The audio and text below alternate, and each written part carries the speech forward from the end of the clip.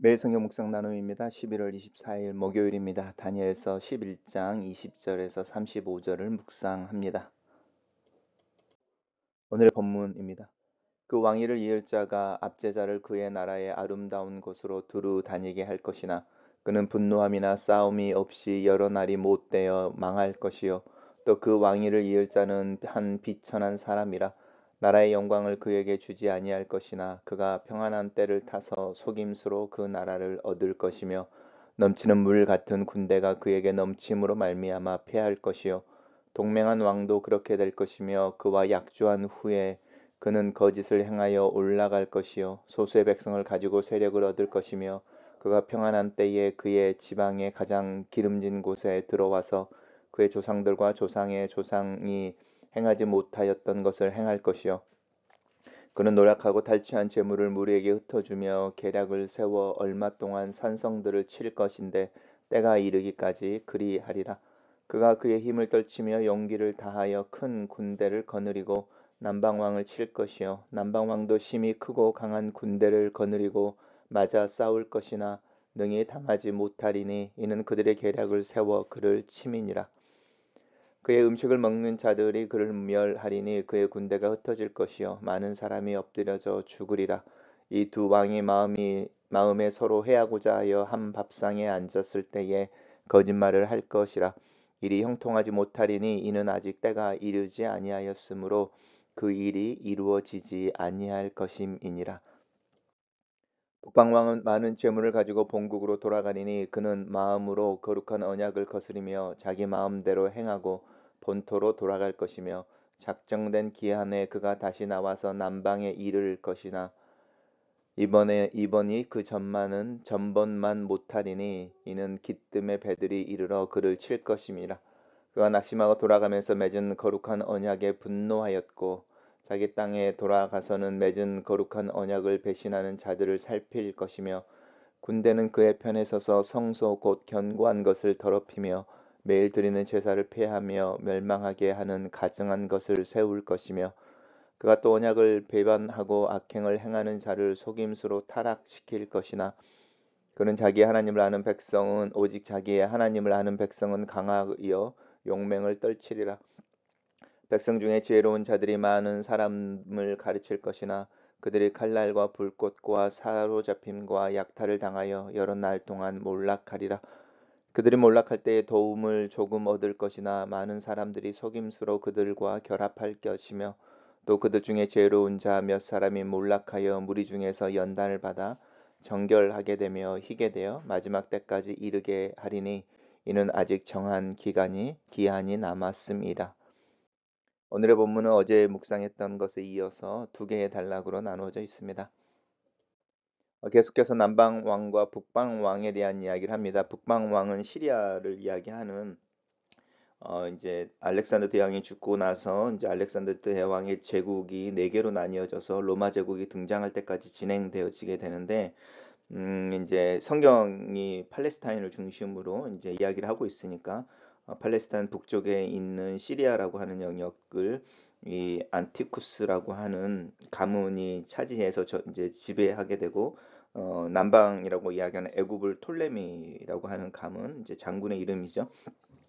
이제 대대로 다스리게 되어서 사실은 한 주인 또 이렇게 알렉산더를 모셨던 왕들이지만 그러니까 장군들이었지만 이제는 그 제국을 나누어서 서로 다스리는 중에 전쟁을 하게 되는 거죠. 특별히 남방 왕과 북방 왕 사이에서 계속적으로 일어나는 일들에 대한 이야기를 하고 있습니다.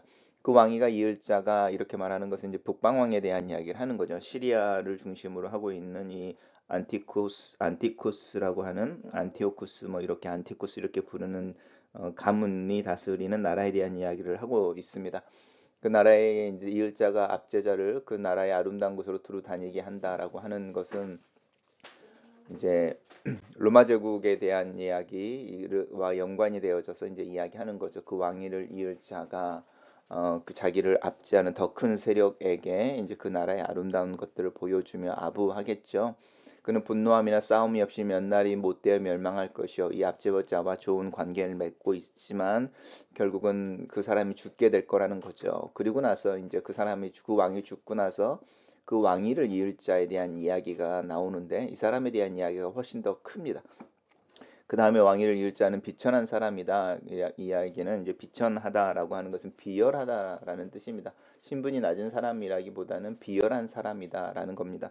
실제로 이제 이 신구약 중간사 동안에 이 안티오쿠스라고 하는 이 이제 왕이 다스리는 시리아에서 일어나는 일들하고도 연관이 되어져 있는데요.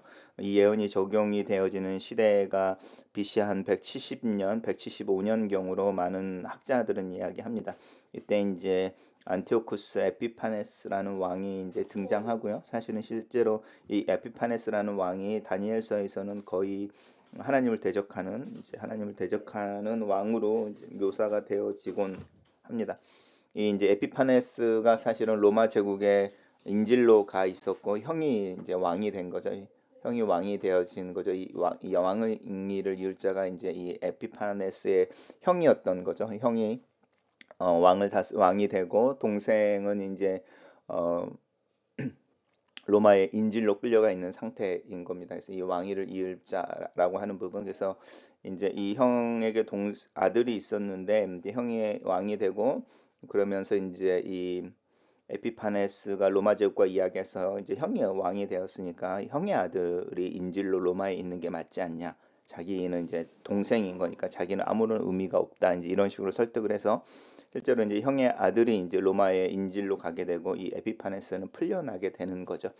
풀려나서 이제 시리아로 돌아가는 길에 형이 독살을 당하게 되는 겁니다. 독살을 당하게 되고 그 독살이 당하는 틈을 타서 그 독살했던 사람을 제거하고 자기 조카를 대신해서 이 에피파네스가 시리아의 왕이 됩니다. 이제 그 이야기를 하는 거죠. 그래서 이제 처음에는 형이 왕이 되는 거니까 나라의 영광이 그에게 주어지지 않는다라고 하는 것이고요. 하지만 이제 시절이 좋은 로마와 좋은 관계를 맺고 있었던 그 형이라고 하는 부분이죠. 그 형이 이제 독살되어지면서 그 나라를 얻게 될 것이다. 시리아의 왕이 될 것이다라고 하는 것이고요.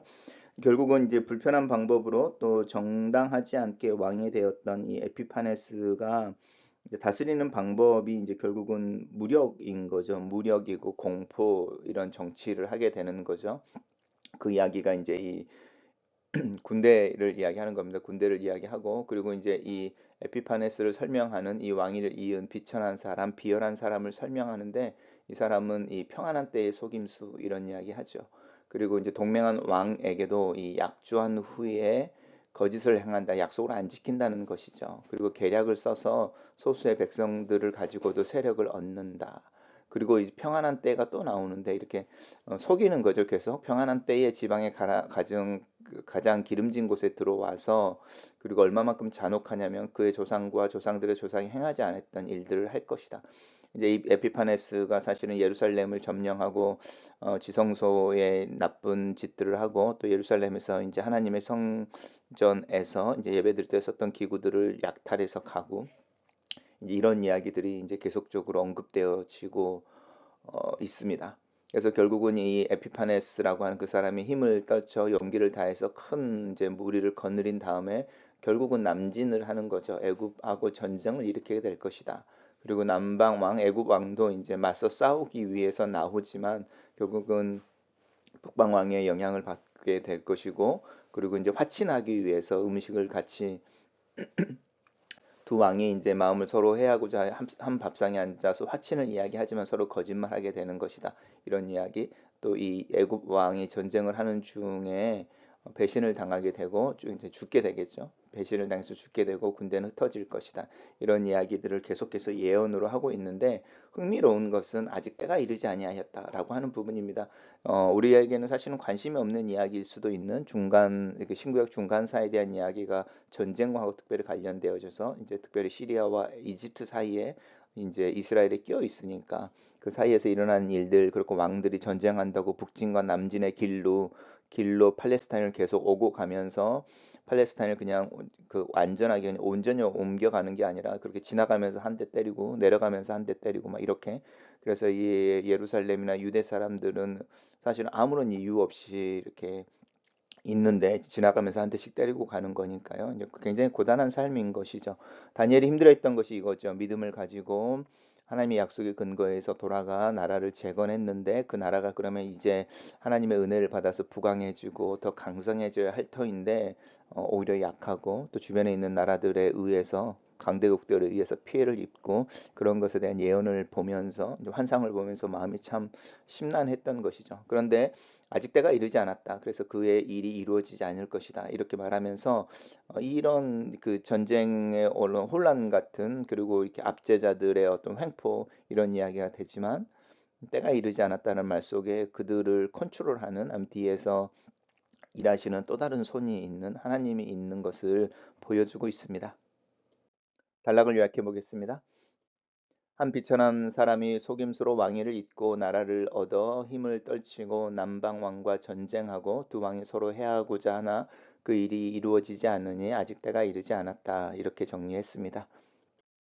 두 번째 두 번째 단락입니다. 남방 왕을 점령하고 또 약한 것을 통해서 애굽을 약탈했던 이 북방 왕이 많은 재물을 가지고 본국으로 돌아갑니다. 하지만 그는 마음으로 거룩한 언약을 거스리고 자기의 마음대로 행하고 또 본토로 돌아갈 것이다. 이렇게 약속을 지키지 않을 거라는 거죠.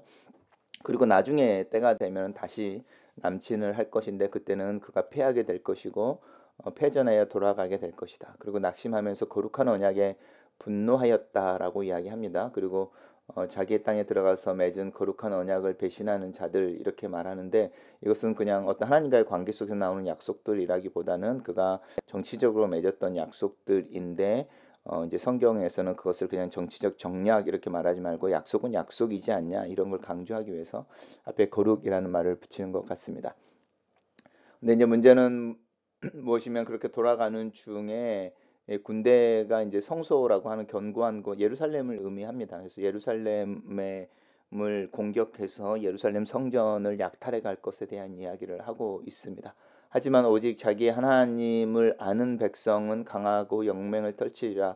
그때에 이제 이 시리아에 대해서 저항하는 유대인들이 나올 것에 대한 이야기를 하고 있습니다. 그렇게 나오고 또 백성 중에 지혜로운 사람들이 갱신이나 부흥 이런 운동들을 하겠죠. 종교적인 개혁을 하고 그렇지만은 이제 이 핍박이 있을 것이다. 이렇게 이야기합니다. 그래서 이제 이 시리아에 대항해서 이제 마카비라든지 이런 가문들을 중심으로 하는 일들이 일어나게 되고 또 이 유대와 시리아의 전쟁 속에서 많은 어려움들이 있지만 하나님께서 은혜를 주실 것에 대한 이야기를 하고 있습니다. 그래서 그들 중에 지혜로운 자들이 몇이 몰락하지고 무리 중에 연단을 받아서 죄송합니다. 정결하게 되며 희게 되어 마지막 때까지 이르게 됐다. 아직은 그렇지만 아직은 아니다라고 이야기하고 있습니다. 단락을 요약해 보겠습니다.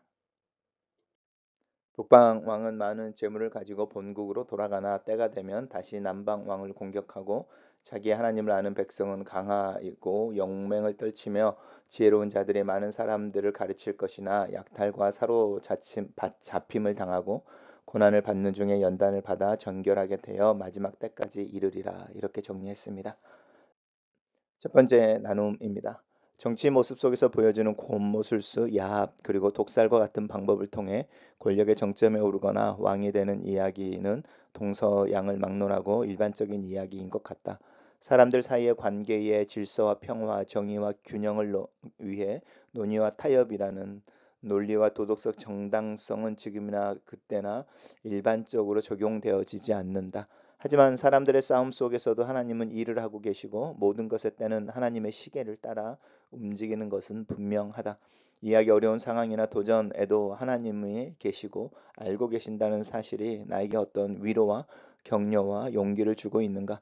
평상심을 가지고 믿음의 통찰력으로 지금 여기에서의 삶을 살아내기를 위해 기도한다.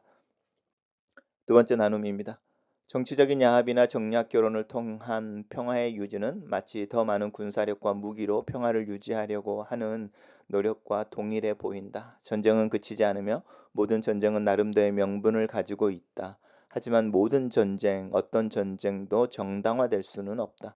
그 속에서 죽어가는 이들과 고통받는 이들의 한숨과 눈물, 비명과 신음을 하나님은 어떻게 듣고 보고 또 견디고 계시는 것일까? 나는 모든 것을 책임질 수는 없다. 기도하는 영역이 넓어지고 깊어지기를 위해 기도한다. 내가 할 수 있는 일에 대해 인지하고 또 그 일을 최선을 다하여 할 수 있기를 기도한다. 하나님을 아는 사람은 소수이나 하나님으로 인해 그 소수는 강하며 능력을 가지고 있다. 그래서 더 하나님을 의지하게 된다. 글로 쓰는 기도입니다. 살아계신 하나님, 정치적인 타협, 정략적 결혼, 권모술수와 이합 집산의 모습이 꼭 고대의 모습은 아닙니다. 내가 살아가는 21세기에서도 여전히 그런 모습이 있습니다. 어쩌면 사람으로 살아가는 삶을 보여주는 요지경 속의 모습인지도 모르겠습니다. 하나님을 믿는 믿음, 말씀 속에서 발견되어지는 원리와 실천이 요구되어지는 명령들 앞에 이 아침에 내 자신을 세웁니다. 변하는 상황 속에서 믿음으로 살 수 있도록 도와주시옵소서. 하나님의 지혜와 명철을 더하여 주시고 작은 믿음을 붙들어 주시옵소서. 용기와 실천의 힘을 더하여 주시옵소서. 예수님 이름으로 기도합니다. 아멘.